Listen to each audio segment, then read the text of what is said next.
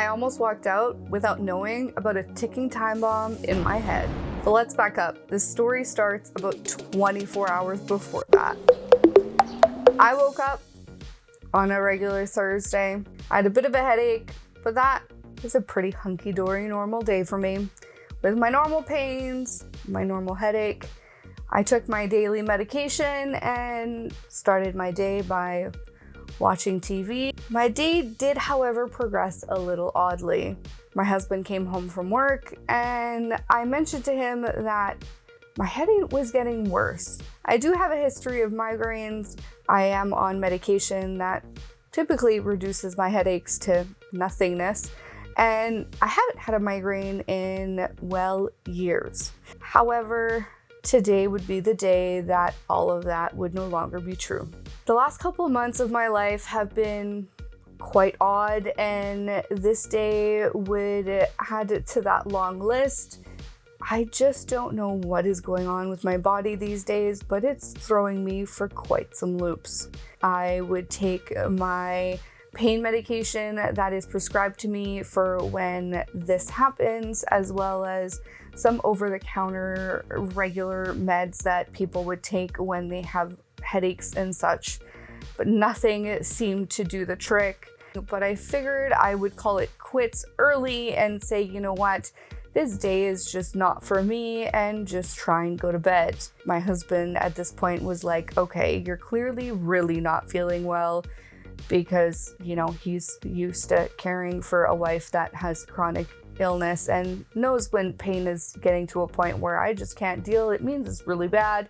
And he's like, okay, I'm gonna keep an eye on you while, you know, he's editing a different video for our other channel, I should say. He would eventually come to bed and I am still up. He's like, shouldn't you be sleeping by now? You've taken all your meds, including a sleep aid. And the theory is you're not supposed to be up by now. And he looks at me and he's like, what's going on?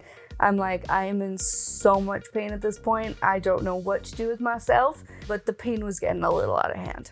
And he's like, well, I'm gonna go to bed, because at this point it's like, you know, 2 a.m. and he has a full-time job that he has to go to. And so he's like, well, wake me up if anything happens. It is now 5:30 in the morning, and all of a sudden my entire right side goes numb, lose function of my right eyelid, I lose the ability to speak, I lose the ability to smile. And if anyone out there knows where I'm going with this, these are very, very indicative symptoms of a stroke. Typically you'd have very one-sided dysfunction, you lose the ability of a speech, have one-sided droopiness in the face, and I was having all of these symptoms. Now, it is plastered everywhere. If any of these things happen, you call 911. My husband's been sleeping for, I don't know, roughly 3.5 hours at this point, and I'm like, what do I do? I'm having stroke-like symptoms. This is not symptoms I'm used to having. If I have a seizure presentation, this is not how this would present. I don't think I'm having a stroke. Let's be very clear with that. The way the rest of this day goes, I get very frustrated with the way I was treated, and we'll get to that in a minute. With my history, we have no idea what could have been happening. And had I been having a stroke and didn't take it seriously, we have no idea what could have happened. So I wake up my husband. The story of how I woke up my husband, quite frankly, is a whole other story. Maybe we'll do a short on how to wake up your husband while you think you have a stroke. You guys have episodes. How do you guys get the attention of your caregivers? I would love to know. Do you guys have bells? Do you guys have horns? I want to know, because we haven't found a perfect system yet. So I finally did get him up, and he looks at me, and at first he thought I was just having one of my seizures. Typically I don't wake him up for those anymore, which is kind of sad, but it's true. He quickly realized that wasn't the case. Something else was going on. I could still communicate with him via my left side, so I was texting him back and forth, and he finally clued in, okay, this is bad. This is not normal. this is not just a typical seizure like she has normally. He kind of clued in where I was kind of pointing him to, and the fact that I was semi-worried that it was presenting like a stroke. We both kind of agreed we didn't think it was a stroke, but we had to take this seriously because if it was, you have a very, very short window of time to treat a stroke. It's roughly about 4 hours at most. If it is a stroke or a TIA, which is a mini stroke. I've been feeling this way for about a half hour, and so the window is like shortening here. People do have strokes at 30. It does happen. I'm not saying that that's what was happening to me, but we did not know. And so there's a system here in Canada called HealthLinks where you can call a registered nurse and get a sense of what their thoughts are on the situation before you call 911. And so we call HealthLinks and speak to a registered nurse and give them all the information. And they were very, very quick to transfer us directly to 911 and said, we need you to get her to hospital as soon as possible. The way she's presenting is to be taken very seriously. I had every expectation of them reacting this way, but it was reassuring to know that the nurse, with the information she had and our history and my history and the medication that I was on, that we were doing the right thing, that we were taking it as seriously as we thought we should. I was reassured that we were taking the right steps with the right information. Well, we might be having a stroke today, so I guess we'll see how this goes. Here they are. Frequent flyer. Thumbs up. Yeah, I bet. Thumbs up. So the fire paramedics arrive first. They do an assessment, or what they call a stroke assessment, and I land fairly high on that list.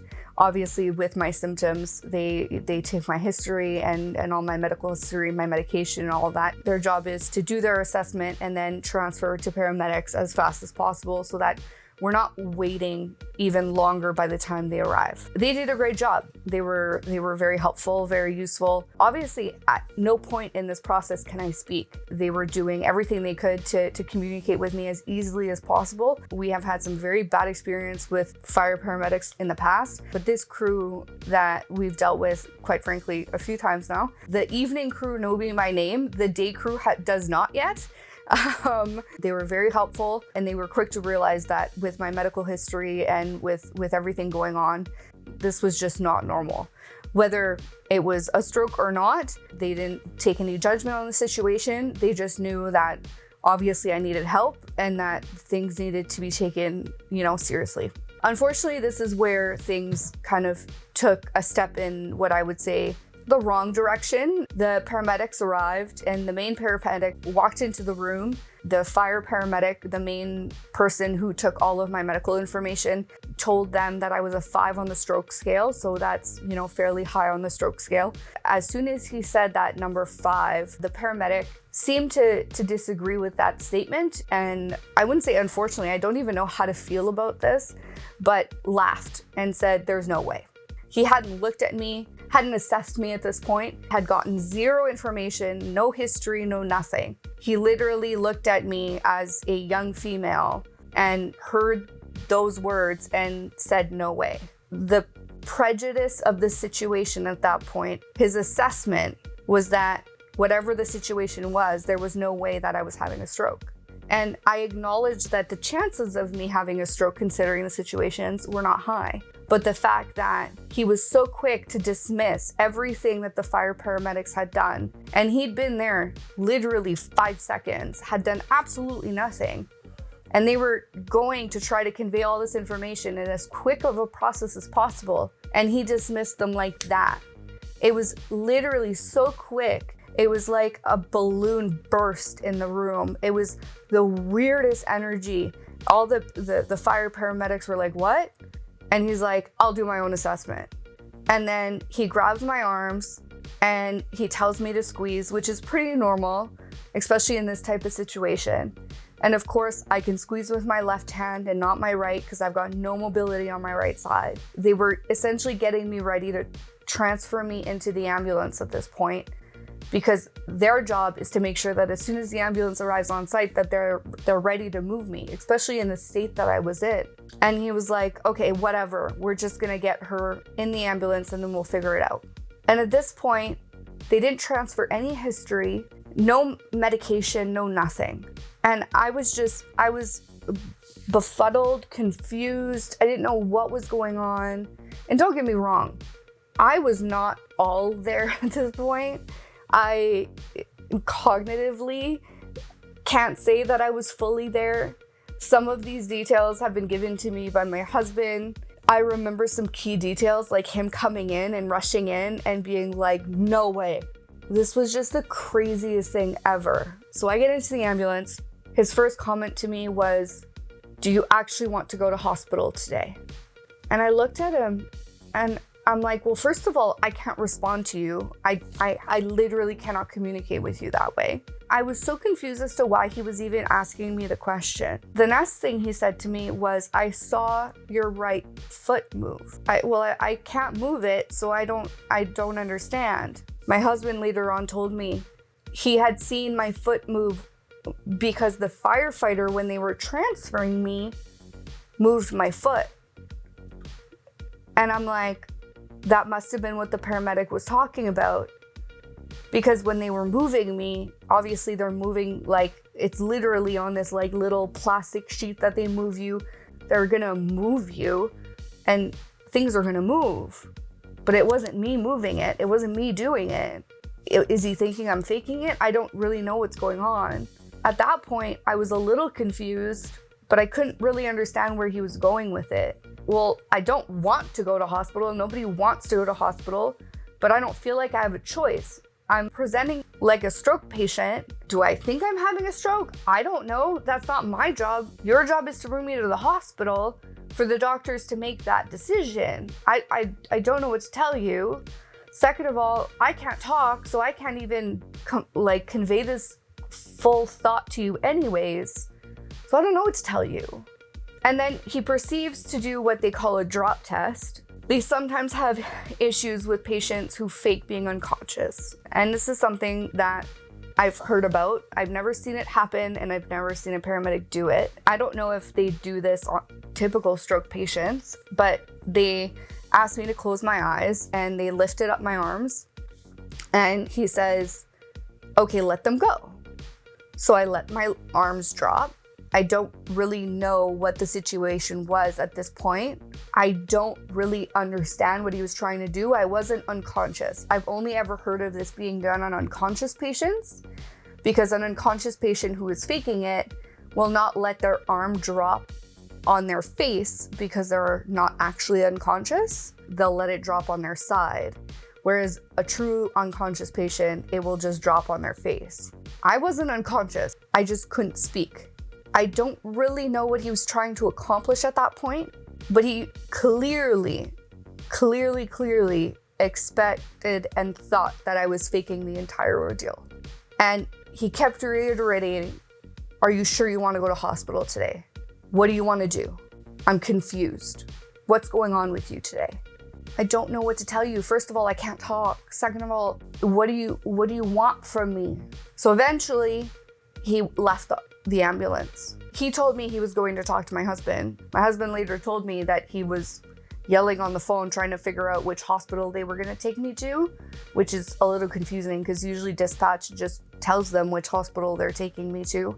Clearly there was issues there, but they ended up taking me to one of the local hospitals. Here's the bigger problem. The paramedics speak to the main triage nurses at the hospitals. They're your main point of contact in the hospital, and they're your first point of contact in the hospital. That's a bit of a problem if that paramedic doesn't believe what's going on with you, because they're your main advocate into the hospital. And so if something goes wrong or they don't believe you, in my particular case, that situation's not gonna go great. And so mine didn't either. The triage nurse comes back out and she proceeds to tell me that people have been waiting since 3 p.m. to see a doctor in emergency at this hospital, and tells me that this is a very serious situation. And I'm like, well, yeah, of course it is. I'm having very serious symptoms and no one seems to be taking it seriously. I wasn't sure how to take that comment, to be completely honest. She then takes my hands and does the squeeze test, and obviously I squeeze with this hand and not this one. And she's like, try harder. I know you can do it. Come on. Squeeze with your right hand. I know you can. So clearly whatever communication or discussion she had had with the paramedic was very similar to the conversation he had had with me, was that they felt that I was faking my symptoms and that what was going on was either a mental health issue or was a cognitive problem or whatever they felt was going on. I don't know. But clearly they were on the same page and I didn't know what the heck was going on. But I was being completely dismissed. They just didn't felt that I needed the help that I think I deserved, and that was to be left in a little corner to be dismissed. And so she comes back with my ID. She's like, yeah, so we're just gonna put you in a wheelchair because, you know, of course there's no beds because we're really busy. You're going to the general waiting room. As we're waiting for the wheelchair, the paramedic who actually drove the ambulance comes and checks my vitals, and she looks at me and she asked me a question, and honestly I can't remember the question for the life of me. Typically I would like nod or like respond in some way, but somehow for some reason I could respond now and I could get words out, like one word answers out. And so my speech was slowly coming back, which was great. And at this point we're about the 3-hour mark, and I have lost my speech through seizures in the past. And typically within 2 to 4 hours, I would get my speech back. So now I'm wondering in my head, did I have a seizure and I just didn't realize? But then typically when I have a seizure, all 4 limbs go. Why is it only 2? This feels so much different. This migraine's not going away. It's so much worse. And now I was also second guessing myself because this paramedic and this nurse were just drilling me nonstop as to like, what are you doing? Why are you here? Like I didn't know what to do anymore. My speech is slowly coming back. I'm getting words back. So they transfer me onto the wheelchair. They ask me if I need anything else. And I just say no, because I finally could get that word out. And I just wanted them gone. I'm like, I never want to see your faces ever again. And I just sat in the waiting room. The only thing I wanted to know was whether or not my husband had been told which hospital I was going to. The female paramedic wasn't sure. The male paramedic, who I'd been dealing with in the back of the ambulance, had disappeared. Nowhere to be found. So no one could confirm whether or not he knew where I was. 15 or so minutes later, after I was put in this wheelchair, he finally shows up in Emerge. So this whole thing has just been a cluster of disaster and just mismanagement and just BS this whole time. And I look at my husband and I'm like, I want out of here. I've got my speech back. I'm gonna treat this like a weird seizure. I'm gonna talk to my doctor and just say, this is what happened. This was a weird presentation. I don't know what happened, but I want out. I'm like, I want out of this hospital. Get me discharged. I'm not staying here another second. They're clearly not going to take me seriously anyways, based on what we've seen so far. I just want out. Get me out of here. We go up to triage and we speak to a different nurse. And the nurse was like, why do you want to leave? You came here via Emerge with all of these symptoms, these stroke-like symptoms, and you want to just leave? Like, you haven't seen a doctor yet. Like, your blood work hasn't even been taken yet. Like, what is going on? Like, she was so confused. She's like, what happened? And so I'm like, okay, fine. Like, you're a different nurse. They had shift changed. So this is a day nurse. I lose it. Honestly, I just started crying and I'm like, this is how I was treated, overnight, essentially. I haven't slept. I'm exhausted. This is what happened. This is all the symptoms. This is my medical history. This is blah, blah, blah. Because none of that was actually communicated to the triage nurse. And none of that was communicated to the paramedic because he just chose not to listen. He didn't actually get any of that information because he just chose not to. She's like, well, none of that is here. And so she got all that information, took it all in, and she's like, okay, can you give me 20 minutes? We're like 4 hours into this disaster. And I just about said no. And I'm just glad that something told me that this nurse was actually going to help me. I don't know what made it feel that way, but she was actually there to help. 20 minutes later, she comes in, she brings us into this like triage room, and there's an emerge doctor there. And she's like, can you just give this doctor 5 minutes of your time and let her assess you? And we're gonna go from there. And I said, okay, I did not expect this. I'm very appreciative of it. The reality is I came in with very serious symptoms, and good gracious, we have no idea what could have happened had I walked out. We're lucky that nothing more serious did happen. The emerge doctor told me, I agree that I don't think you're having a stroke. However, I do want to do a CT just to make sure, and we're gonna go from there. And I just appreciated that she got down to my level, acknowledged the fact that not only were my symptoms real, but that I was in pain. I acknowledge that these hospitals are busy. I acknowledge that these hospitals are overrun, they're understaffed, but that doesn't allow you to treat someone as if they're nothing because you don't think what's going on to them is not happening. Go in, get my CT. Turns out I get diagnosed with hemiplegic migraines. They come with stroke-like symptoms or paralysis of one side.